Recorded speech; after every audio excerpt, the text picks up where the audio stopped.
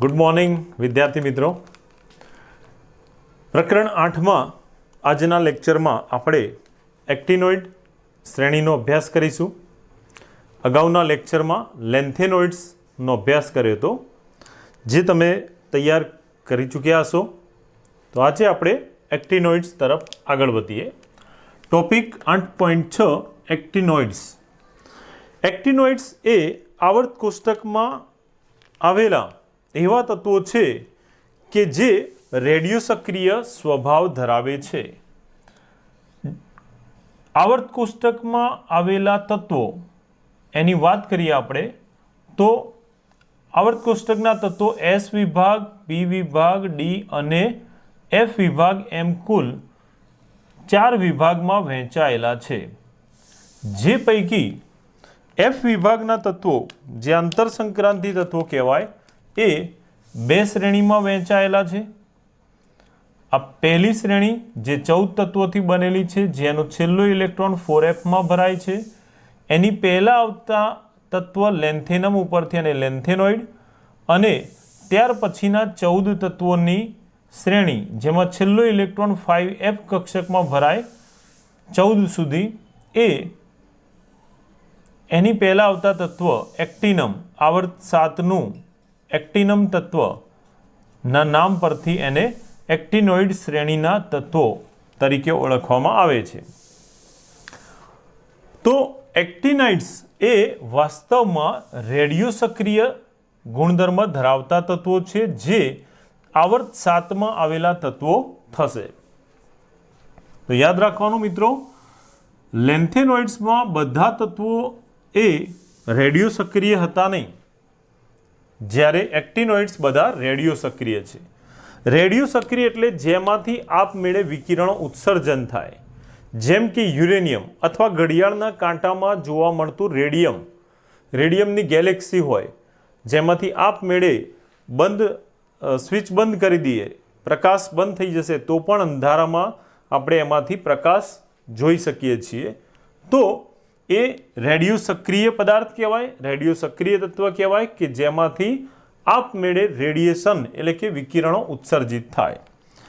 कोईपण radio active पदार्थ एनो जे जत्थो होय, दाखला तरीके आ एनो जत्थो छे 100% रेडियो एक्टिव पदार्थनो, जेम जेम एमांथी रेडिएशन एटले के विकिरणों उत्सर्जित थता जशे तेम तेम एनी ऊर्जा डेल्टा ई बराबर डेल्टा mc² सूत्र अनुसार एनी ऊर्जा विकिरण स्वरूपे उत्सर्जित थता एनु द्रव्य पण घटतुं जशे।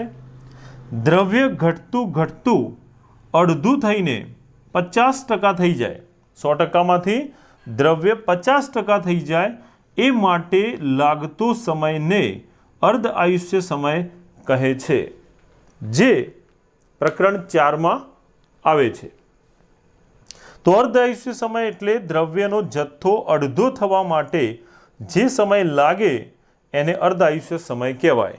तो अहींया रेडियो एक्टिव पदार्थों एनो अर्ध आयुष्य समय एनी वात करीए तो शरूआतना जे तत्वो छे श्रेणी में आवता ए शरूआतना तत्वो एनो अर्ध आयुष्य समय जेने टूंकमां T1/2 अर्ध आयुष्य समय, समय टाइम परथी T वडे ए सापेक्षे लांबो छे। जे शरूआतना तत्वो छे एना अर्ध आयुष्य समय ए सापेक्षमां लांबो छे एटले के खूब समयनो मोटो एकम एना माटे वपराशमां लई शकाय। जेम के वर्ष, युरेनियम तो एनो अर्ध आयुष्य समय खूब वधारे छे, वर्षोमां छे, हजारों वर्षोमां। ए ज प्रमाणे त्यार पछीना जे तत्वो छे ए तत्वोनी वात करीए। आ शरूआतना तत्वोनो अर्ध आयुष्य समय खूब वधारे छे, त्यार पछीना जे तत्वो छे ए तत्वो एनो अर्ध आयुष्य समय खूब ओछो टूंका गाळानो छे, जे लगभग 1 दिवसथी तो 5 मिनिटना समयगाळा जेटलो होय छे, जे प्रमाणमां ओछो कहेवाय। तो शरूआतना तत्वो खूब वधारे लांबो अर्ध आयुष्य समय धरावे छे, ज्यारे त्यार पछीना तत्वो एमां अर्ध आयुष्य समय 1 दिवसथी 5 मिनिटना गाळामां टूंको जोवा मळे छे। जेम के आपणे वात करीए लोरेन्शियम जे श्रेणी में आवेलू सौथी छेल्लू तत्व कहेवाय એનો અર્ધાયુષ્ય સમય લોરેન્સિયમનો અર્ધાયુષ્ય સમય છે 3 મિનિટ જેટલો. તો મિત્રો યાદ રાખજો, આ લોરેન્સિયમનો MCQ માટે આ મુદ્દો યાદ રાખવાનો કે લોરેન્સિયમનો અર્ધાયુષ્ય સમય કેટલો, તો એ છે માત્ર 3 મિનિટ. આ તત્વો એ રેડિયો સક્રિય હોવાથી એને ખૂબ જ નાના જથ્થામાં ઉત્પાદન કરી શકાય, બનાવી શકાય. આ તત્વો રેડિયો એક્ટિવ હોવાથી એને નેનોગ્રામ એટલે 10⁻⁹ ગ્રામ આવું કહેવાય. 1 ગ્રામનો 10⁹ ભાગ એ 1 નેનોગ્રામ કહેવાય, જે ખૂબ જ નાનું મૂલ્ય કહેવાય. આમ નેનોગ્રામ જેવા ખૂબ સૂક્ષ્મ જથ્થાની અંદર આ તત્વોને કૃત્રિમ રીતે બનાવી શકાય છે. અહીંયા એક્ટિનોઇડ શ્રેણીના તત્વો, એનો પરમાણુ ક્રમાંક, તત્વનું નામ, સંજ્ઞા અને એની ઇલેક્ટ્રોન રચના આપેલી છે. એક્ટિનોઇડ્સની વાત કરીએ તો એની શરૂઆત થાય એ 90 પરમાણુ ક્રમાંકવાળું તત્વ, જે 5F ના નીચે આપેલી શ્રેણીમાં શરૂઆતનું પહેલું તત્વ થશે. પરંતુ આપણે આ તત્વોની ઇલેક્ટ્રોન રચના જોઈશું તો લેન્થેનોઇડ્સની સાપેક્ષે આમાં ઘણી બધી વધારે અનિયમિતતા જોવા મળે છે. તત્વો અહીંયા આપેલા છે, તમારે પણ આ તત્વો પરમાણુ ક્રમાંક, એના નામ, સંજ્ઞા અને એની ઇલેક્ટ્રોન રચના સાથે લખવાના રહેશે 2 થી 3 વાર. બરાબર? તો એના રિલેટેડ કોઈ પ્રશ્ન હોય તો તમે સહેલાઈથી એ જવાબ આપી શકો. વાત કરીએ આપણે તત્વોની. પરમાણુ ક્રમાંક 89 ધરાવતું તત્વ એ છે એક્ટિનિયમ, જે વાસ્તવમાં ડી વિભાગનું તત્વ કહેવાય, કારણ કે એનો છેલ્લો ઇલેક્ટ્રોન ડી કક્ષકમાં ભરાયેલો છે. એટલે આ જે તત્વ છે એ ડી વિભાગનું તત્વ થશે, પરંતુ એને ગુણધર્મોને આધારે મળતું આવતું હોવાથી એક્ટિનાઇડ શ્રેણીના તત્વોની સાથે મૂકવામાં આવે છે, જે 15 તત્વો, આ 14 તત્વો એ 5F ના F વિભાગમાં આવેલા તત્વો અને 89 પરમાણુ ક્રમાંકવાળું એક્ટિનિયમ એ ડી વિભાગનું હોવા છતાં એના ગુણધર્મો આને સમાન મળતા આવતા હોવાથી એને સાથે મૂકીએ તો કુલ 14 અને આ 15 એમ 15 તત્વોને ભેગા એક્ટિનોઇડ્સ તરીકે ઓળખવામાં આવે છે. 90 પરમાણુ ક્રમાંકવાળું તત્વ છે થોરિયમ, TH સંજ્ઞા વડે દર્શાવાય. દરેક તત્વનો પહેલો અક્ષર સંજ્ઞાનો કેપિટલ, જ્યારે બીજો સ્મોલ લેટર છે. થોરિયમ થ ઉપરથી TH. પ્રોટેક્ટેનિયમ 91 પરમાણુ ક્રમાંકવાળું, PA. 92 uranium, U. 93 નેપ્ચ્યુનિયમ ઉપરથી N કેપિટલ, P સ્મોલ. એ જ પ્રમાણે 94 છે પ્લુટોનિયમ, જે એના નામ પરથી PU સંજ્ઞા વડે. 95 americium, A capital small m. 96 curium, C capital small m. 97 berkelium capital B small k. દરેક તત્વનો પ્રથમ લેટર કેપિટલ, જ્યારે બીજો સ્મોલ છે. બર્કેલિયમ BK. એ રીતે 98 કેલિફોર્નિયમ, કેલિફોર્મિયમમાં કેલીનો C અને ફોર્મિયમનો F. 99 આઇન્સ્ટાઇનિયમ, આઇન્સ્ટાઇન વૈજ્ઞાનિકની યાદમાં. આઇન્સ્ટાઇનિયમ એ ES વડે દર્શાવી શકાય. 100 ફર્મિયમ, જે FM વડે દર્શાવી શકાય. 101 મેન્ડેલિફની યાદમાં, મેન્ડેલિવિયમ MD વડે. 102 નોબેલિયમ કેપિટલ N સ્મોલ O અને 103 લોરેન્સિયમ. આ તત્વો, એમાં લોરેન્સિયમ સુધીના આ જે તત્વો છે એમાં જોવા મળતી ઇલેક્ટ્રોન રચના, એમાં જે અનિયમિતતા મળે છે એની વાત કરીએ આપણે. એક્ટિનોઇડ્સ તત્વોની ઇલેક્ટ્રોન રચના, એમાં તમે અહીંયા દર્શાવેલી તત્વની ઇલેક્ટ્રોન રચના જોઈએ. વાત કરીએ આપણે પહેલાં 89 પરમાણુ ક્રમાંકવાળું એક્ટિનિયમ. તો 89 પરમાણુ ક્રમાંક એટલે એમાં 89 ઇલેક્ટ્રોન હોય, જે પૈકી રેડોન, જે નિષ્ક્રિય વાયુ તત્વ છે, એમાં 86 ઇલેક્ટ્રોન આવે. રેડોન પરમાણુ ક્રમાંક 86, એટલે આ 86 ઇલેક્ટ્રોનની ગોઠવણી કહેવાય. ત્યાર પછી 87 અને 88 ઇલેક્ટ્રોન 7s માં અને ત્યાર પછી 86, 87, 88 અને 89મો છેલ્લો ઇલેક્ટ્રોન 6d ભરાતો હોવાથી આ ડી વિભાગનું તત્વ થશે।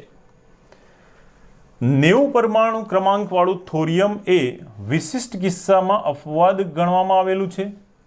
થોરિયમ 90 પરમાણુ ક્રમાંક ધરાવતું તત્વ જેમાં 90 ઇલેક્ટ્રોનની ગોઠવણી જોઈએ તો રેડોન અહીંયા દરેકમાં કોમન આવશે 86 ઇલેક્ટ્રોન, ત્યાર પછી 87, 88 7s અને એનો 89 અને 90 બંને છેલ્લા ઇલેક્ટ્રોન 6d ભરાય છે।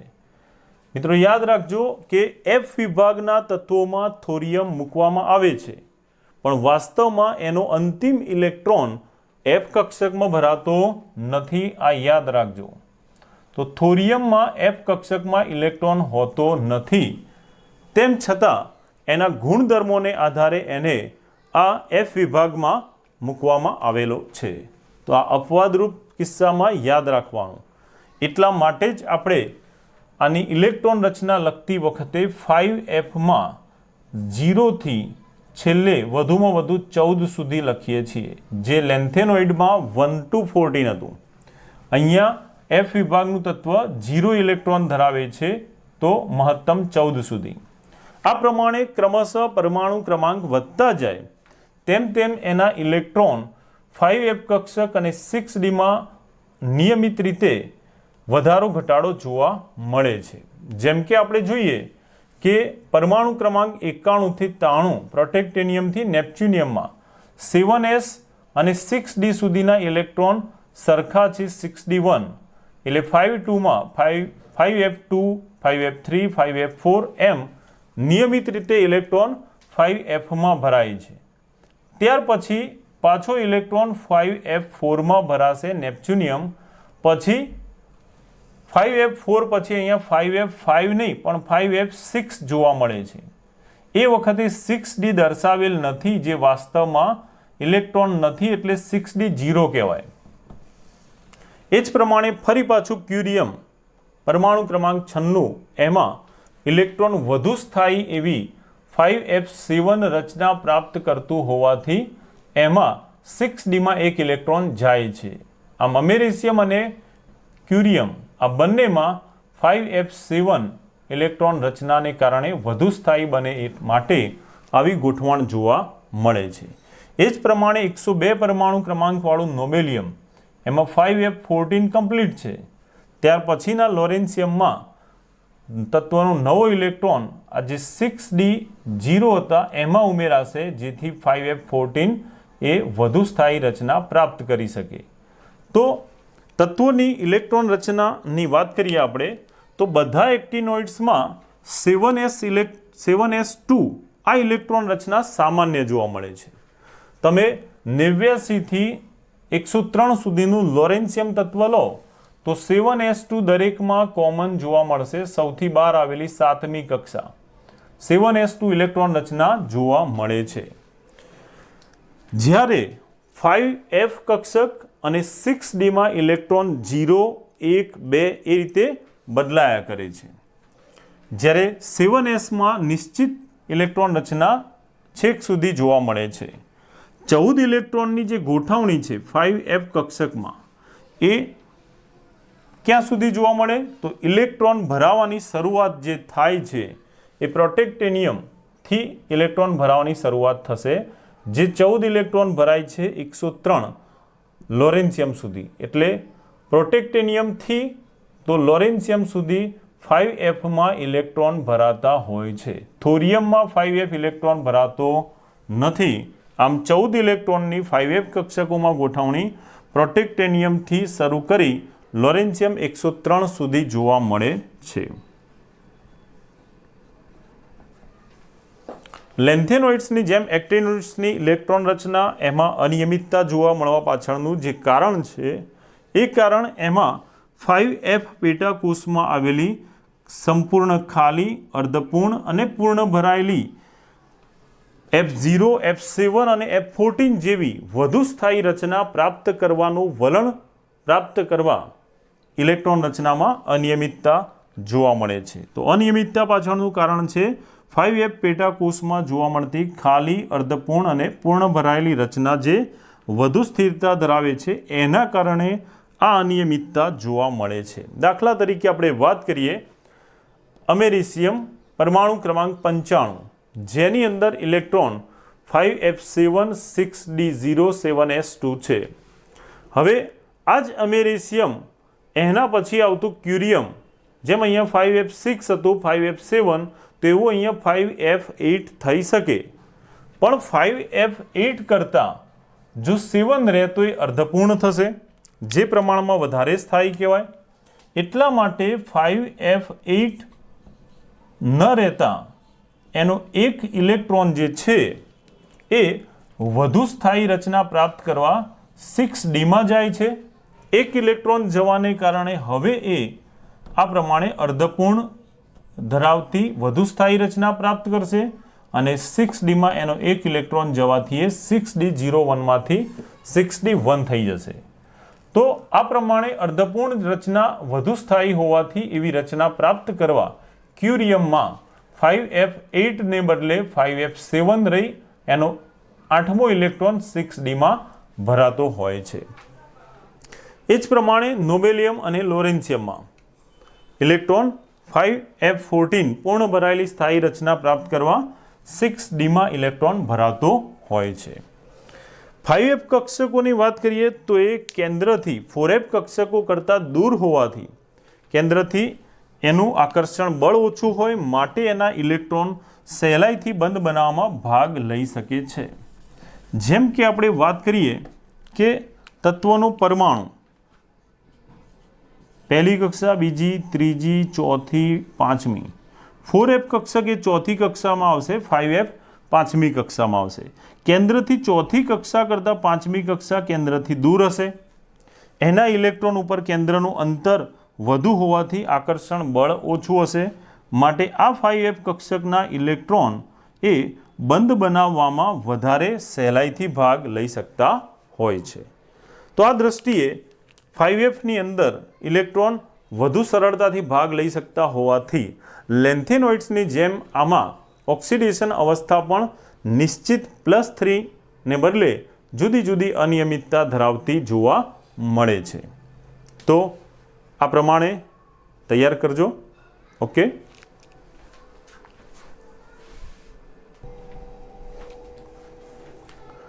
હવે એક્ટિનોઇડ્સ તત્વોમાં આયનીય કદ અને પરમાણુય કદની વાત કરીએ તો સામાન્ય રીતે જે રીતે લેન્થેનોઇડ્સમાં પરમાણુ ક્રમાંક ડાબેથી જમણી તરફ જઈએ તેમ તેમ વધતો જાય, એ જ પ્રમાણે એક્ટિનોઇડ્સમાં પણ થોરિયમ પરમાણુ ક્રમાંક 90થી 91, 92 એમ કરતાં કરતાં 103 પરમાણુ ક્રમાંકવાળું લોરેન્સિયમ જેમ જેમ ડાબી બાજુથી જમણી બાજુ તરફ જતા જઈએ તેમ તેમ તત્વનો પરમાણુ ક્રમાંક ક્રમશઃ વધતો જાય.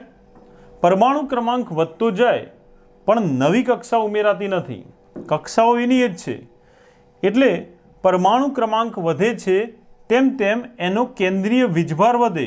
90 પરમાણુ ક્રમાંક એટલે 90 પ્રોટોન કેન્દ્રમાં, 91 પરમાણુ ક્રમાંક એટલે કેન્દ્રમાં 91 પ્રોટોન. આમ તત્વનો પરમાણુ ક્રમાંક વધે ત્યારે તેના કેન્દ્રમાં પ્રોટોનની સંખ્યા વધે છે, એટલે કે કેન્દ્રીય વીજભાર વધતો જાય છે. જેમ જેમ કેન્દ્રીય વીજભાર વધે તેમ આ કેન્દ્રનો ધન વીજભાર વધે અને કેન્દ્રની બહાર ઇલેક્ટ્રોનની સંખ્યા વધે, તો આ બંને વચ્ચેનું આકર્ષણ બળ વધે. આકર્ષણ બળ વધતા જેમ જેમ પરમાણુ ક્રમાંક વધે તેમ આકર્ષણ બળ વધતું જાય, એટલે આ જે પરમાણુ છે અથવા એનો આયન છે એનું કદ વધુ આકર્ષણને કારણે કક્ષાઓ સંકોચાવાથી ઘટતું જાય છે.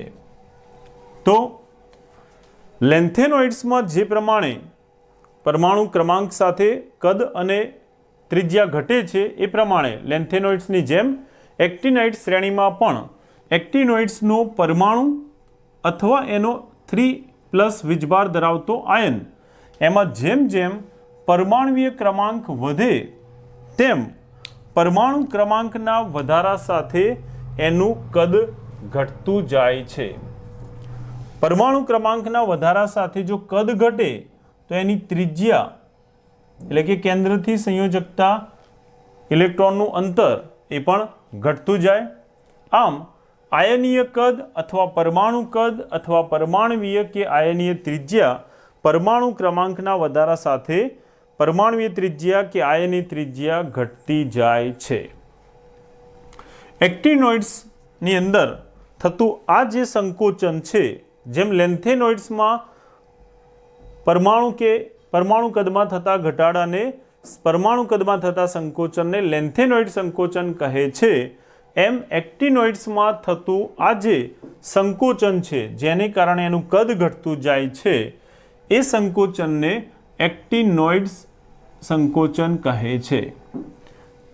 જેમ લેન્થેનોઇડમાં એ 4f કક્ષકમાં નિર્બળ શિલ્ડિંગ અસરને કારણે થાય છે, એવું એક્ટિનોઇડ સંકોચન થવા પાછળનું કારણ આ એક્ટિનાઇડ્સ તત્વોમાં 5f કક્ષકના જે ઇલેક્ટ્રોન છે એમાં જોવા મળતી નબળી સ્ક્રીનિંગ અસર અથવા નબળી શિલ્ડિંગ અસરને કારણે આ એક્ટિનોઇડ સંકોચન જોવા મળતું હોય છે. એટલે તટસ્થ પરમાણુ કે એના 3+ આયનમાં કદ અને એ જ પ્રમાણે એની ત્રિજ્યા ઘટતી જાય છે. વાત કરીએ હવે આપણે એક્ટિનોઇડ્સમાં ઓક્સિડેશન અવસ્થાની. ટોપિક 8.6.3 એક્ટિનોઇડ્સમાં ઓક્સિડેશન અવસ્થાઓ. તો મિત્રો, લેન્થેનોઇડ્સ કરતાં એક્ટિનોઇડ્સમાં ઇલેક્ટ્રોન રચનામાં ઘણી બધી અનિયમિતતા છે જે આપણે આગળ શીખી ગયા. પરિણામે ઇલેક્ટ્રોન રચનામાં અનિયમિતતા હોવાથી એની ઓક્સિડેશન અવસ્થામાં પણ અનિયમિતતા જોવા મળે છે. તમે રેફરન્સ બુક અથવા ટેક્સ્ટ બુકમાં આપેલો કોષ્ટક જુઓ જે ઓક્સિડેશન અવસ્થા માટેનો છે, એક્ટિનોઇડ્સમાં ઓક્સિડેશન અવસ્થા એ લઈને એમાં જુઓ અત્યારે હાલ, તો તમે જોશો કે ડી વિભાગના તત્વોની જેમ એક્ટિનમ એની ઓક્સિડેશન અવસ્થા 3+, ત્યાર પછી એક્ટિનાઇડ શ્રેણીનું થોરિયમ એની ઓક્સિડેશન અવસ્થા 4+, જે ક્રમશઃ ત્યાર પછીના તત્વોમાં 5+, 6+, 7+, એમ ઓક્સિડેશન અવસ્થાનું ઊંચું મૂલ્ય પરમાણુ ક્રમાંકના વધારા સાથે વધતું જાય છે. જે ત્યાર પછી પ્લુટોનિયમ એમાં મહત્તમ ઓક્સિડેશન અવસ્થા +7 સુધી જોવા મળે છે. ત્યાર પછીના તત્વોમાં એ પાછું ઘટવા માંડે છે, જે +6 અને +4 એમ કરતાં લોરેન્શિયમમાં +3 સુધી જોવા મળે છે, જે તમે કોષ્ટકમાં જોઈ શકશો. એક્ટિનોઇડ્સની અંદર લેન્થેનોઇડ્સની જેમ +3 ઓક્સિડેશન અવસ્થા તો સામાન્ય છે જ, પણ એ સિવાય એક્ટિનોઇડ્સમાં અનિયમિત ઇલેક્ટ્રોન રચનાને કારણે +3 થી મહત્તમ +7 સુધી એની ઓક્સિડેશન અવસ્થાના મૂલ્યો જોવા મળે છે. +3 થી લઈ +7 સુધીના ઓક્સિડેશન અવસ્થા એક્ટિનોઇડ્સમાં જોવા મળે છે, જે પાછળનું કારણ છે એમાં રહેલી 5f, 6d અને 7s આ સ્તરોની સમતુલ્ય એટલે કે સમાન ઉર્જા. તમે જો આ ત્રણેય કક્ષકોના ઉર્જા સ્તરની વાત કરીએ જે આપણે ધોરણ 11માં શીખી ગયા એ પ્રમાણે, તો પહેલું જે કક્ષક છે 5f, 6d અને 7s. આ 5f એના માટે n અને l ના મૂલ્યો અનુક્રમે n = 5, અહીંયા 6 અને અહીંયા 7. પછી l ના મૂલ્યો જે હતા એ આ પ્રમાણે હતા. ક્વોન્ટમ આંક શીખી ગયા આપણે. l = 0, 1, 2, 3, જેને અનુરૂપ s, p, d, f કક્ષકો હતી. તો અહીંયા f કક્ષક હોવાથી એના માટે l નું મૂલ્ય થશે 3, ડી કક્ષક માટે l નું મૂલ્ય થશે 2, અને જ પ્રમાણે એસ કક્ષક એના માટે l નું મૂલ્ય છે 0. તો આ n + l નો સરવાળો જે કક્ષકોની ઉર્જા દર્શાવે એ 5f માટે 8 મૂલ્ય ધરાવે, 6d માટે પણ 8 અને 7s માટે 7. આમ કક્ષકોના ઉર્જા સ્તર માટે જરૂરી n + l ના મૂલ્યો લગભગ સમાન છે. આ બંને તો સમાન છે જ. 5f = 6d બંને સમાન ઉર્જા સ્તર ધરાવે છે. અને 7s સૌથી ઓછું ઉર્જા સ્તર ધરાવે એટલે ઇલેક્ટ્રોન પહેલા 7s માં ભરાઈ જાય, ત્યાર પછી આ બંનેમાં ઇલેક્ટ્રોન ક્રમશઃ 5f માં અથવા તો વધુ સ્થાયી રચના પ્રાપ્ત કરવા 6d માં ભરાઈ શકે છે।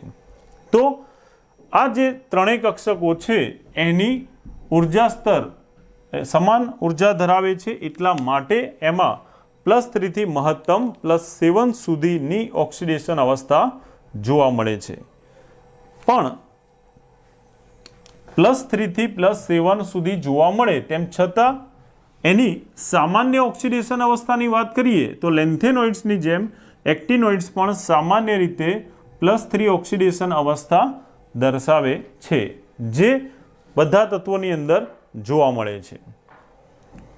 શ્રેણીના પ્રથમ અડધા ભાગના તત્વોની વાત કરીએ, એક્ટિનમથી શરૂ કરો તો લોરેન્શિયમ સુધી, કોષ્ટકમાં તમે જોઈ શકો તો શરૂઆતના અડધા જે તત્વો છે એમાં ઓક્સિડેશન અવસ્થાના મૂલ્યો ખૂબ ઊંચા છે, જેમ કે થોરિયમમાં +4, ત્યાર પછી +5, +6, +7, +7, +6, એમ શરૂઆતના અડધા ભાગ સુધી શ્રેણીમાં પ્રથમ અડધા ભાગના તત્વો એક્ટિનમથી પ્લુટોનિયમ સુધી ઓક્સિડેશન અવસ્થા, ઊંચી ઓક્સિડેશન અવસ્થા ક્રમશઃ વધતી જાય છે, જે એક્ટિનિયમમાં +3 થી શરૂ થતાં પ્લુટોનિયમ પરમાણુ ક્રમાંક 94માં +7 સુધી જોવા મળે છે, જે ક્રમશઃ વધતી જાય છે।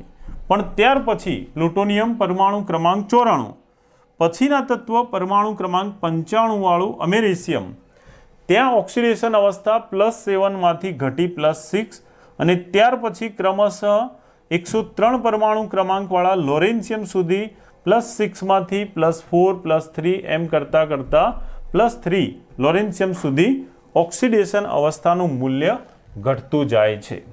તો ડી વિભાગના તત્વોની જેમ શરૂઆતમાં એક્ટિનિયમથી પ્લુટોનિયમ સુધી ઓક્સિડેશન અવસ્થાનું મહત્તમ મૂલ્ય વધતું જાય છે અને ત્યાર પછી ઘટતું જાય છે। લેન્થેનોઇડ્સની જેમ એક્ટિનોઇડ્સ એ પણ +4 ઓક્સિડેશન અવસ્થા ધરાવતા જે સંયોજનો છે એના કરતાં +4 ઓક્સિડેશન અવસ્થા કરતાં એક્ટિનોઇડ્સ લેન્થેનોઇડ્સની જેમ જ +3 ઓક્સિડેશન અવસ્થા ધરાવતા સંયોજનો વધારે બનાવે છે। કયા સંયોજનો વધારે બનાવે છે? +3 ઓક્સિડેશન અવસ્થા ધરાવતા સંયોજનો વધારે બનાવે છે, પણ જળ વિભાજનની પ્રક્રિયા દરમિયાન એનું આયનીકરણ થાય છે અને જળ વિભાજન થઈને +3 અને +4 ઓક્સિડેશન અવસ્થા યુક્ત એક્ટિનોઇડ્સ આયનો મુક્ત થાય છે। શરૂઆતના અને પછીના એક્ટિનોઇડ્સની ઓક્સિડેશન અવસ્થા વિતરણની વાત કરીએ, કોષ્ટકમાં તમે જોઈ શકો તો ઓક્સિડેશન અવસ્થાના મૂલ્યો જે શરૂઆતમાં છે અને પછીના તત્વોમાં છે, ઓક્સિડેશન અવસ્થાના આ વિતરણમાં એટલી બધી અનિયમિતતા જોવા મળે છે કે જે અનિયમિતતાને કારણે, જે જોવા મળતી ભિન્નતાને કારણે ઓક્સિડેશન અવસ્થાના સંદર્ભમાં એક્ટિનોઇડ્સ તત્વોની રસાયણ વિજ્ઞાનમાં સમીક્ષા કરવી ખૂબ જ મુશ્કેલ થઈ જાય છે। લેન્થેનોઇડ્સ જેટલી ઇલેક્ટ્રોન રચના અને ઓક્સિડેશન અવસ્થા એક્ટિનોઇડ્સમાં સરળ ન હોવાથી રસાયણ વિજ્ઞાનમાં એક્ટિનોઇડ્સ તત્વો અને એના સંયોજનો વિશેની સમીક્ષા એ ખૂબ મુશ્કેલ છે, એટલા માટે લેન્થેનોઇડ્સ કરતાં આ શ્રેણી થોડીક વધારે અનિયમિતતા ધરાવે છે। ઓકે,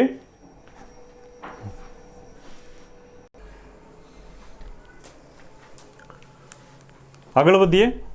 ટોપિક 8.6.4 એક્ટિનોઇડ્સ એટલે કે એક્ટિનાઇડ શ્રેણીના તત્વો, એની સામાન્ય લાક્ષણિકતાઓ અને લેન્થેનાઇડ્સ અથવા લેન્થેનોઇડ્સ તત્વો જે છે એની સાથે એક્ટિનોઇડ્સની સરખામણી કરીએ કે એમાં કયા ગુણધર્મો સમાન છે અને કયા ગુણધર્મોમાં એ જુદું પડે છે।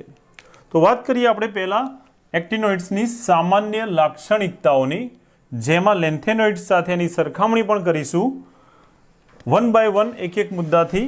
નંબર 1, પહેલા મુદ્દાની વાત કરીએ આપણે તો લેન્થેનોઇડ્સની જેમ એક્ટિનોઇડ્સ એ પણ દેખાવમાં ચાંદી જેવા જોવા મળે છે। લેન્થેનોઇડ્સ જે રીતે ચાંદી જેવા દેખાય છે, એક્ટિનોઇડ્સ એ પણ લેન્થેનોઇડ્સની જેમ દેખાવે ચાંદી જેવા જોવા મળે છે, પરંતુ બંધારણની દ્રષ્ટિએ એ વિવિધતા ધરાવે છે.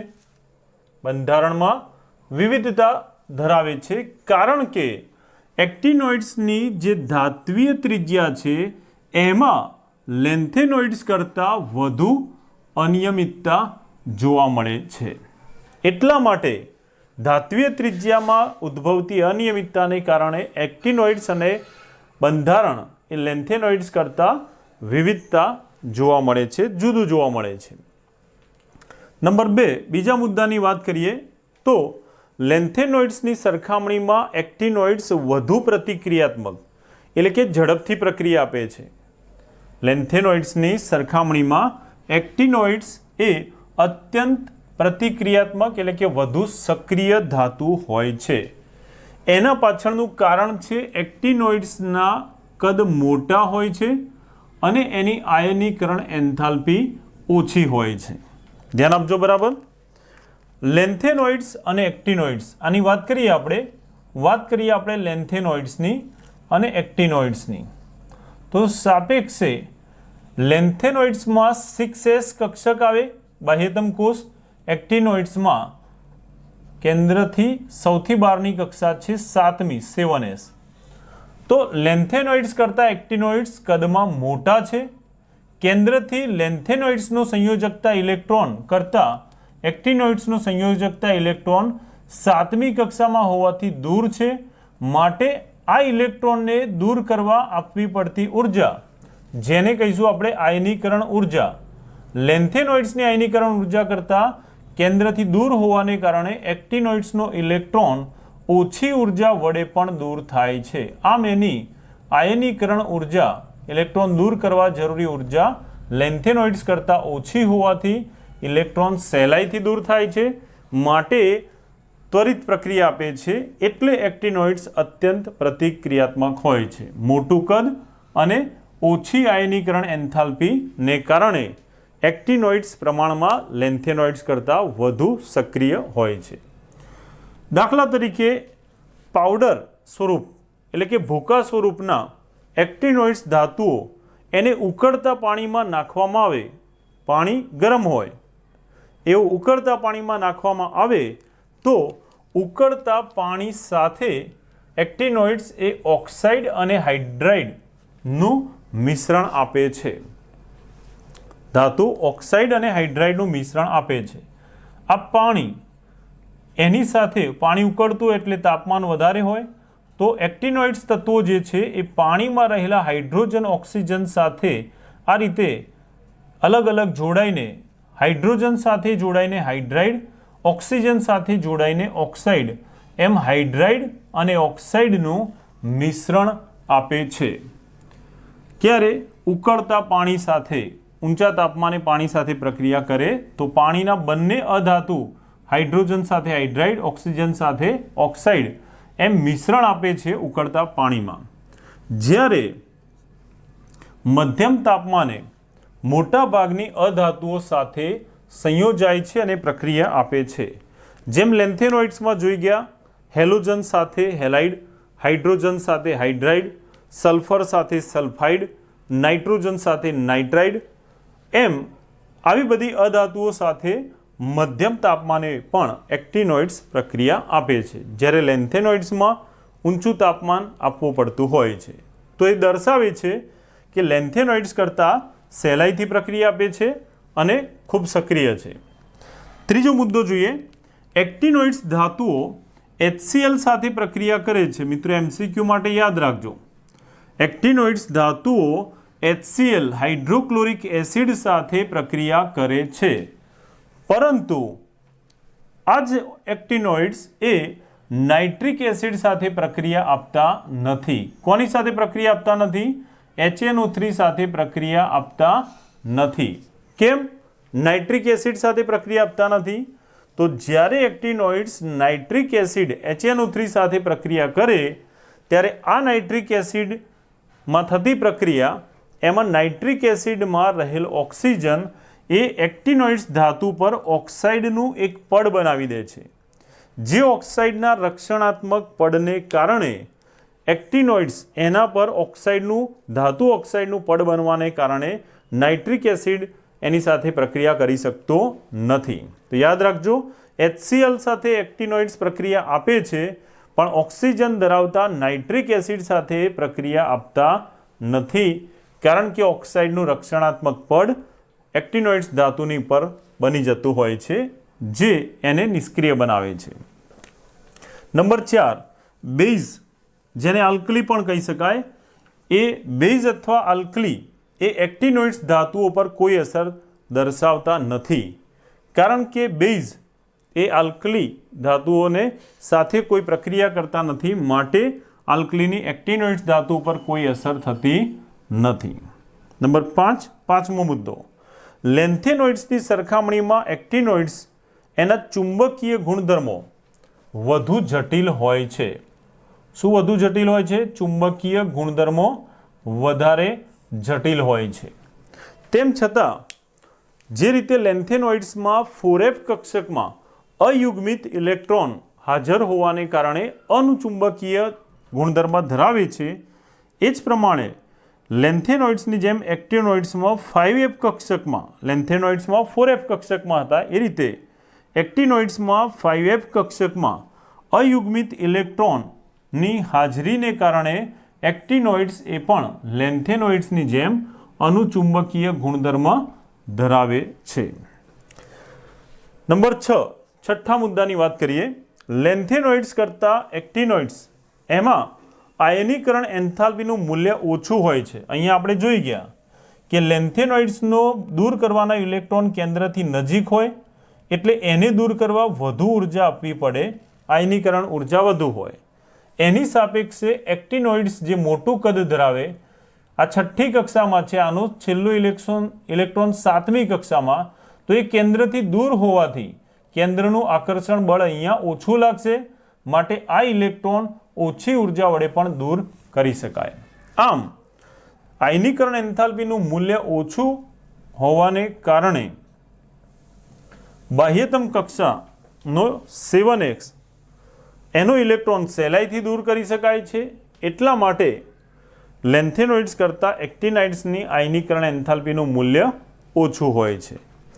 લેન્થેનોઇડ્સમાંથી દૂર થતો ઇલેક્ટ્રોન છઠ્ઠી કક્ષાની 6sમાંથી દૂર થાય, એના કરતાં એક્ટિનોઇડ્સમાં 7s જે દૂર હોવાથી આકર્ષણ બળ ઓછું, માટે ઇલેક્ટ્રોન ઓછો આકર્ષાયેલો ઇલેક્ટ્રોન સહેલાઈથી સરળતાથી દૂર થશે, જેને માટે ઓછી ઉર્જા આપવી પડે.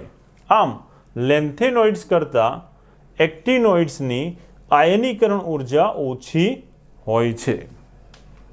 વાત કરીએ 7મા મુદ્દાની. બધા જ લેન્થેનોઇડ્સ, મિત્રો આ 7મો અને 8મો મુદ્દો એ MCQ માટે ખૂબ જ અગત્યનો છે.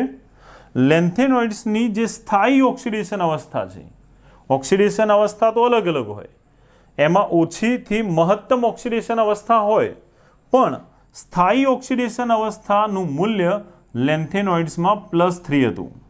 બધા જ તત્વોની સ્થાયી ઓક્સિડેશન અવસ્થા +3 હોય છે. +2 અને +4 ઓક્સિડેશન અવસ્થા પણ હતી, પણ સ્થાયી ઓક્સિડેશન અવસ્થા લેન્થેનોઇડ્સમાં કઈ હતી? તો લેન્થેનોઇડ્સની સ્થાયી ઓક્સિડેશન અવસ્થા બધા તત્વોમાં +3 જોવા મળે છે, જ્યારે એક્ટિનોઇડ્સમાં સ્થાયી ઓક્સિડેશન અવસ્થાનું મૂલ્ય +2 થી +6 સુધી જોવા મળે છે. મોટા ભાગે +3 જોવા મળે, મહત્તમ +7 સુધી પણ જોવા મળે, પણ સ્થાયી ઓક્સિડેશન અવસ્થા એનું મૂલ્ય લઘુત્તમ +2 થી મહત્તમ સ્થાયી ઓક્સિડેશન અવસ્થા +6 સુધી જોવા મળે છે. +7 એ મહત્તમ ઓક્સિડેશન અવસ્થા છે, પણ સ્થાયી ઓક્સિડેશન અવસ્થા એમાં કઈ મહત્તમ હોય? +6 સુધી. તો યાદ રાખવાનું, લેન્થેનોઇડ્સમાં સ્થાયી ઓક્સિડેશન અવસ્થા +3, જ્યારે એક્ટિનોઇડ્સમાં સ્થાયી ઓક્સિડેશન અવસ્થા +2 થી +6 સુધી જોવા મળે છે.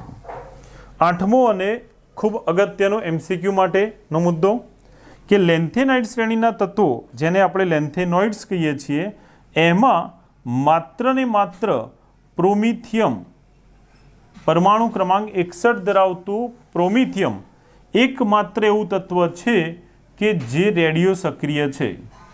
આમ લેન્થેનોઇડ્સમાં એક જ તત્વ પ્રોમિથિયમ એ જ માત્ર રેડિયો સક્રિય છે, જ્યારે એક્ટિનોઇડ્સમાં બધા જ તત્વો રેડિયો સક્રિયનો ગુણધર્મ ધરાવે છે. તો પ્રશ્ન પૂછાય કે લેન્થેનોઇડ્સમાં કયું તત્વ રેડિયો સક્રિય સ્વભાવ ધરાવે છે? તો લેન્થેનોઇડ્સમાં માત્ર પ્રોમિથિયમ જ રેડિયો સક્રિય ગુણધર્મ ધરાવે છે. ઓકે, તો MCQ માટે ખૂબ જ અગત્યનું યાદ રાખજો. ઓકે,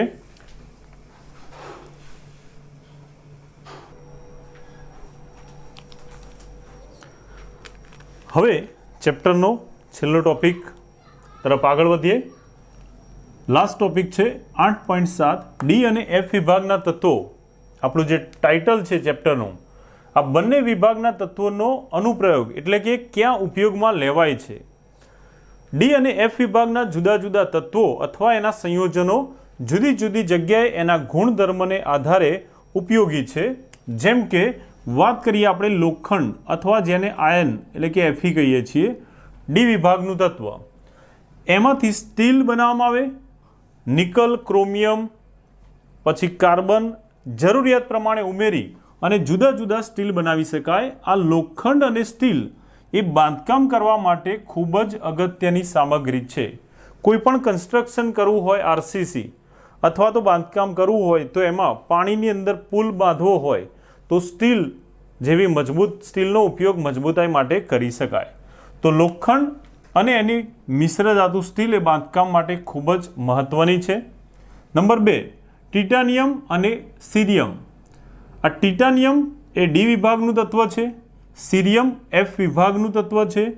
આ બંનેના ઓક્સાઇડ TiO અને સીરિયમનો ડાયોક્સાઇડ વર્ણક તરીકે રંગ ઉદ્યોગમાં. મેંગેનીઝ જે ડી વિભાગનું તત્વ છે એનો ઓક્સાઇડ સૂકો કોષ ચેપ્ટર 3માં શીખી ગયા આપણે, લેક્લાન્સે કોષ, એની અંદર એનો પાવડર વપરાય. બેટરી એની અંદર કોપર અને ઝિંક એના વિદ્યુત ધ્રુવો વપરાય. એ સિવાય નિકલ કેડમિયમ સંગ્રાહક કોષ, એમાં નિકલ, કેડમિયમ, ઝિંક, કોપર વગેરે આ બધા ડી વિભાગના તત્વો એ બેટરીમાં વિદ્યુત ઉત્પન્ન કરવા માટે અથવા વર્ણક તરીકે ઉદ્યોગોમાં ઉપયોગી છે. મિત્રો યાદ રાખજો, સમૂહ 11 એના જે તત્વો છે એ તત્વો મુદ્રા એટલે કે ચલણ, જેને આપણે સિક્કા અથવા એની નોટ તરીકે ઉપયોગ કરીએ છીએ, આ કોઇન્સ બનાવવા માટે, જેમ ઇન્ડિયન ચલણ છે રૂપિયો, એ પ્રમાણે સમૂહ 11ના જે તત્વો છે એ એના ગુણધર્મોને આધારે મુદ્રા એટલે કે ચલણી સિક્કા માટે આ ધાતુનો ઉપયોગ કરી શકાય. જેમ કે યુકે કોપર સિક્કામાં વાસ્તવમાં કોપર ચઢાવેલ સ્ટીલ હોય છે. જૂના સમયમાં પણ તાંબાના સિક્કા આવતા હતા તો ત્યાં એનો ઉપયોગ થતો હતો. એ જ રીતે યુકે કોપરની જેમ યુકે સિલ્વરના જે સિક્કા છે એમાં ક્યુપ્રોનિકલ જે કોપર અને નિકલમાંથી બનાવેલી મિશ્ર ધાતુ છે એનો ઉપયોગ કરવામાં આવે છે. તો દેખાવે સ્ટીલ જેવી લાગતી પણ આ પ્રમાણે એની અંદર કોપર, નિકલ વગેરે જેવા તત્વોનો ઉપયોગ કરેલો છે જે ડી વિભાગના તત્વો છે. તો ચલણી સિક્કામાં કઈ મિશ્ર ધાતુ વપરાય? તો ક્યુપ્રોનિકલ. યાદ રાખજો, ચલણી સિક્કામાં. આ સિવાય આયન, નિકલ અને વેનેડિયમ, જેમાં વેનેડિયમનું સંયોજન V2O5, આ ત્રણેય આયન અને નિકલ ધાતુ તત્વો ડી વિભાગના. વેનેડિયમ ડી વિભાગનું ધાતુ તત્વ, એનું સંયોજન વેનેડિયમ પેન્ટોક્સાઇડ, આ ત્રણેય રાસાયણિક પ્રક્રિયામાં ઉદ્દીપક તરીકે ઉપયોગી છે, જે આપણે આગળ શીખી ગયા. જેમ કે હેબર વિધિમાં આયનનો ભૂકો એમોનિયા બનાવવા માટે વપરાય. નિકલ એનો ઉદ્દીપક તરીકે ઉપયોગ કરી શકાય વનસ્પતિ તેલમાંથી વનસ્પતિ ઘી બનાવવામાં. વેનેડિયમ પેન્ટોક્સાઇડ જે વેનેડિયમનું સંયોજન છે એનો ઉપયોગ કરી શકાય સલ્ફ્યુરિક એસિડ બનાવવાની સંપર્ક વિધિમાં. SO2માંથી SO3માં રૂપાંતર કરવાના તબક્કામાં આ ઉદ્દીપક તરીકે વપરાય છે. તો આ રીતે ડી વિભાગના તત્વો અને એના સંયોજનો રાસાયણિક પ્રક્રિયાનો વેગ વધારવા ઉદ્દીપક તરીકે પણ ઉપયોગી છે. Number 5, polythene. પોલિથીન પોલિમર તરીકે પુષ્કળ પ્રમાણમાં વપરાશમાં લેવાતું પદાર્થ કહેવાય, જે પ્લાસ્ટિક કહી શકીએ આપણે. આ પોલિથીન બેગ, આ પોલિથીન એમાં ઇથિનનું પોલિમરાઇઝેશન થયેલું હોય, જે પોલિમર ચેપ્ટરની અંદર તમે શીખશો. તો આ જે પોલિથીન છે એના ઉત્પાદનમાં વપરાતો જિગ્લર-નાટા ઉદ્દીપક, મિત્રો યાદ રાખજો, MCQ માટે ખૂબ અગત્યનો, પોલિમર ચેપ્ટરમાં પણ એ છે જ. જિગ્લર-નાટા ઉદ્દીપક કે જેની મદદથી પોલિથીનનું ઉત્પાદન કરવામાં આવે. આ જે જિગ્લર-નાટા ઉદ્દીપક છે એ બે પદાર્થોનું મિશ્રણ છે. કયા બે પદાર્થો? તો ટ્રાયમિથાઇલ એલ્યુમિનિયમ અને ટિટાનિયમ ક્લોરાઇડ. આ બે પદાર્થોનું મિશ્રણ એ જિગ્લર-નાટા ઉદ્દીપક તરીકે પોલિથીનની બનાવટમાં વપરાય છે. તો MCQ માટે યાદ રાખવું, જિગ્લર-નાટા ઉદ્દીપક ટ્રાયમિથાઇલ એલ્યુમિનિયમ અને ટિટાનિયમ ક્લોરાઇડનું મિશ્રણથી બનેલો છે. ઉપરાંત છઠ્ઠો મુદ્દો જોઈએ, ઇથાઇન એનું ઓક્સિડેશન કરીને ઇથેનાલ બનાવવો હોય, ઇથાઇનમાંથી ઇથેનાલ. તો આ ઇથાઇન જે ઇથાઇનમાંથી ઇથેનાલ બનાવવો હોય, CH3CHO, ઇથાઇનમાંથી ઇથેનાલ બનાવવા માટેની જે વાકર પદ્ધતિ છે, વાકર પ્રક્રમ, એમાં ઉદ્દીપક તરીકે વપરાય છે પેલેડિયમ ક્લોરાઇડ. જે પેલેડિયમ ધાતુનું ક્લોરાઇડ સંયોજન છે. તો આ પેલેડિયમ એ ડી વિભાગનું તત્વ છે, જેનું સંયોજન, ક્લોરાઇડ સંયોજન એ વાકર પ્રક્રમમાં ઉદ્દીપક તરીકે ઉપયોગ કરવાથી ઇથાઇનનું ઇથેનાલમાં રૂપાંતર કરી શકાય છે. એ જ પ્રમાણે નંબર 7, નિકલ ધાતુ જે ડી વિભાગનું તત્વ છે એના સંકીર્ણ સંયોજન, નિકલના સંકીર્ણ પછી આલ્કાઇન, જેમ કે ઇથાઇન એક આલ્કાઇન છે, બેન્ઝીન જેવા કાર્બનિક સંયોજનોનું પોલિમરાઇઝેશન પ્રક્રિયા કરવા માટે, જેમ કે ઇથાઇનનું પોલિમરાઇઝેશન કરવાથી પોલિથાઇન, બ્યુટાડાઇન, આ બધા સંયોજનો એનું પોલિમરાઇઝેશન કરવામાં આવે. ઇથાઇનના પોલિમરાઇઝેશનથી એમાંથી બ્યુટાડાઇન જેવા સંયોજનો બનાવી શકાય, જે પોલિમર તરીકે ઉપયોગી છે. બેન્ઝીનનું પોલિમરાઇઝેશન કરવાથી એક કરતાં વધુ બેન્ઝીન જોડાઈને એક કરતાં વધુ બેન્ઝીન ચક્ર ધરાવતા પોલિમર સંયોજનો બનાવી શકાય. તો આ પોલિમરાઇઝેશન પ્રક્રિયામાં પણ આનો ઉપયોગ કરી શકાય છે ઉદ્દીપક તરીકે.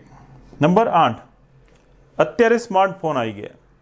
પહેલાં જે ફોટોગ્રાફ લેવામાં આવતો એની એક ફિલ્મ પટ્ટી આવતી, જે ફિલ્મ પટ્ટી પર સિલ્વર બ્રોમાઇડનું પડ ચડાવેલું હોય, જેને આપણે રોલ તરીકે ઓળખતા. જૂના કેમેરામાં વપરાતા ફોટા જે આ પ્રમાણે નેગેટિવવાળા હોય અને એમાંથી આ રોલ ધોવડાવવામાં આવતો અને ત્યાર પછી એમાંથી ફોટો પ્રિન્ટ કાઢવામાં આવતી. અત્યારે પણ આપણે જોઈએ કે એક્સરેની અંદર જે વપરાતી ફિલ્મ પટ્ટી હોય તો એનો ઉપયોગ અત્યારે પણ થાય છે. તો જે ફોટોગ્રાફીમાં જે પ્રિન્ટ કાઢવામાં આવતી હતી, જે રોલ ભરવામાં આવતો હતો, MCQ માટે ખૂબ જ અગત્યનો છે, યાદ રાખજો. ફોટોગ્રાફી ઉદ્યોગમાં જે રોલ અથવા તો જેને ફિલ્મ પટ્ટી કહેવામાં આવતી, એના ઉપર સિલ્વર બ્રોમાઇડનો પડ ચડાવવામાં આવતો. આ સિલ્વર બ્રોમાઇડ ખૂબ જ પ્રકાશ સંવેદનશીલ હોય છે, એટલે જેવો ફોટો ક્લિક કરીએ તો એમાં આવતો જે પ્રકાશ છે એ પ્રકાશના કારણે એનું વિઘટન થવાથી જે પિક્ચર સામે જોવામાં આવ્યું હોય એની ભાત એની ઉપર ઉપસી આવતી અને વધારાનું સિલ્વર બ્રોમાઇડ એને દૂર કરવા માટે રોલ ધોવરાવવો પડતો, જેથી વધારાનું સિલ્વર બ્રોમાઇડ એને દૂર કરીને ત્યાર પછી એમાંથી પ્રિન્ટ કાઢવામાં આવતી હતી. તો MCQ માટે ખૂબ અગત્યનો કે ફોટોગ્રાફી ઉદ્યોગમાં કયા પદાર્થનો ઉપયોગ થાય છે, તો પ્રકાશ સંવેદનશીલતાને કારણે સિલ્વર બ્રોમાઇડનો ઉપયોગ થાય છે, જેમાં રહેલું સિલ્વર એ ડી વિભાગનું તત્વ છે, એનું સંયોજન એ ફોટોગ્રાફીમાં વપરાય છે. એ જ પ્રમાણે 9મો ઉપયોગ જોઈએ આપણે, યુરેનિયમ, પ્લુટોનિયમ અને થોરિયમ જેવા રેડિયો સક્રિય ધાતુઓ જે રેડિયેશનને કારણે પ્રચંડ ઉર્જા ઉત્પન્ન કરી શકે છે. જો એનો ઉપયોગ કરવામાં આવે તો એમાં રહેલી પરમાણુની ઉર્જાનો ઉપયોગ કરી શકાય. આ પરમાણુ ઉર્જાનો ઉપયોગ પરમાણુ બોમ્બ બનાવવા માટે વિનાશક હથિયારમાં કરી શકાય, અથવા જો પરમાણુની શક્તિને નિયંત્રિત કરવામાં આવે તો એમાંથી ન્યુક્લિયર પાવર સ્ટેશન જેની અંદર આ પરમાણુ શક્તિનું વિદ્યુત ઉર્જામાં રૂપાંતર કરવા માટે ઉપયોગ કરી શકાય. તો આ F વિભાગના તત્વો છે જેના રેડિયો સક્રિય ગુણધર્મને કારણે એમાં રહેલી પ્રચંડ પરમાણુ ઉર્જા એનો ઉપયોગ કરી શકાય પરમાણુ ઉર્જાના ઉત્પાદનમાં, સંરક્ષણ હેતુથી પરમાણુ બોમ્બ જેવા સાધનો બનાવવા માટે, અને એનો નિયંત્રિત કરીને ઉપયોગ કરી શકાય વિદ્યુત ઉર્જાના ઉત્પાદનમાં. ત્યાર પછી મર્ક્યુરી, જેને આપણે પારો એવું કહીએ છીએ. આ પારાનો ઉપયોગ થાય છે થર્મોમીટરમાં. થર્મોમીટરમાં વપરાતો ચાંદી જેવો પ્રવાહી ધાતુ, એકમાત્ર પ્રવાહી ધાતુ છે પારો. એકમાત્ર એવું પ્રવાહી, એવી ધાતુ કે જે પ્રવાહી સ્વરૂપે જોવા મળે છે એ છે પારો. તો આ પારો અથવા મર્ક્યુરીનો ઉપયોગ થાય છે થર્મોમીટરમાં ટેમ્પરેચર માપવા માટે. એ ઉપરાંત મર્ક્યુરી એમાલ્ગમ, પારામાંથી બનાવેલું એમાલ્ગમ એટલે લુગદી. પારાની અંદર પારાની સાથે સિલ્વર, ટીન જેવી ધાતુઓને મિશ્ર કરીને એક મિશ્રણ તૈયાર કરવામાં આવે છે. આ જે મિશ્રણ છે વિશિષ્ટ પ્રકારે તૈયાર કરેલું આ પારાનું મર્ક્યુરી એમાલ્ગમ મિશ્રણ એ જરૂરિયાત પ્રમાણમાં, ટકાવાર પ્રમાણમાં એનું મિશ્ર કરી અને એને દાંતના પોલાણ ભરવા માટે ઉપયોગ કરી શકાય. ધારો કે આ દાંત એમાં સડો થયેલો છે, તો આ દાંતમાં થયેલો સડો, માની લો કે આટલો ભાગ સડી ગયેલો છે, તો ડૉક્ટર શું કરશે? આ ભાગને પહેલાં ખૂતરી નાખશે. એમાં રહેલું જે ખરાબ થઈ ગયેલું ભાગ હશે એને કાઢી લેશે. એ કાઢી લીધા પછી આ દાંત ખુલ્લો ના મુકાય, એમાં પોલાણ ભરવા માટે આ પારા સાથે સિલ્વર, ટીન વગેરેનું યોગ્ય મિશ્રણ ભરવામાં આવે છે, જેને દબાણપૂર્વક આ જ્યારે ભરવાનું હોય એ વખતે તાજી પેસ્ટ બનાવવામાં આવે, અને એ તાજી પેસ્ટને દબાણપૂર્વક પ્રવાહી લુગદી જેવું હોય, જેમ લોટમાં પાણી વધારે પડી ગયું હોય એવી લુગદી જેવું હોય, એને દબાણપૂર્વક આની અંદર ભરવામાં આવે, જેથી એ પ્રવાહી અર્ધઘન પ્રવાહી જેવું હોવાથી આ પોલાણમાં સહેલાઈથી ભરાઈ જશે દરેક ખૂણે ખાંચરે. આની સૌથી મોટી ખાસિયત એ છે કે આ પ્રવાહી એકવાર અંદર ભરાઈ જાય, સેટ થઈ જાય પછી બહુ જ થોડા સમયમાં એ ફરીથી ઘન સ્વરૂપમાં ફેરવાઈ જાય. એટલે આ દાંત એ પોલો હોય એ નક્કર થઈ જશે. અને આપણે ગરમ ખોરાક અથવા તો ઠંડી વસ્તુ ખાઈએ તો પણ તાપમાનના ઘટાડા કે વધારાની સાથે આ પોલાણમાં આ ધાતુની જે મિશ્ર ધાતુ છે એમાં કોઈ કદમાં વધારો કે ઘટાડો થતો નથી. જો એવું થતું હોત તો કે ગરમ ખાવાથી તાપમાન વધે એટલે આનું કદ વધે તો દાંતમાં તિરાડો પડી જાય, પણ એવું થતું નથી. કે ના તો ઠંડુ ખાવાથી સંકોચન થઈ જાય જેથી અંદર છૂટું પડી જાય. તો આ યુગ એવી મિશ્ર ધાતુ છે કે જે આ રીતે ગરમી અથવા ઠંડીથી એના પર કોઈ ફેરફાર થતો નથી, માટે દાંતના પોલાણ ભરવા માટે આ મર્ક્યુરી એમાલ્ગમનો ઉપયોગ કરી શકાય, જે મર્ક્યુરી ડી વિભાગનું તત્વ છે. તો આ રીતે ડી અને એફ વિભાગના તત્વો જુદા જુદા ક્ષેત્રમાં ખૂબ જ ઉપયોગી છે. મિત્રો યાદ રાખજો MCQ માટે પણ. Okay, thank you.